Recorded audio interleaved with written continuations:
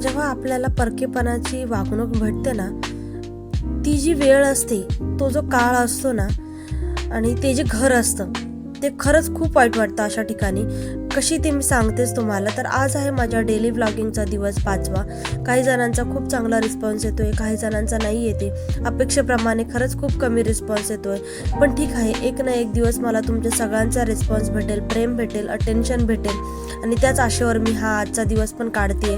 आणि नमस्कार मैत्रिणींनो, स्वागत आहे तुमचं असलेशाच्या मिनी व्लॉगमध्ये. तर आज मी खस्ता मटर कचोरी करणार आहे आणि इथे मी तुम्हाला सगळं काही प्रमाण आणि रेसिपी डिटेलमध्ये दाखवत आहे. याच्यात एकही स्किप नाही केलेला आहे, सगळी रेसिपी व्यवस्थित दाखवली आहे. आणि तुम्हाला जर डबल करायची असेल तर तुम्ही ह्याच्या अमाऊंट डबल घेऊ शकता.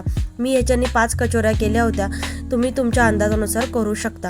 तर सांगते असं की मी गेले होते माझ्या जावेच्या इथे, म्हणजे सासूरवाडीला, आणि तिथे ना मला म्हणावं तसं अटेन्शन भेटतच नाही का, मला ते कळतच नाही. 10 ते 12 वर्ष मी त्या घरामध्ये राहिले, पण आजही तिथे गेल्यानंतर मला परकेपणाची भावना येते.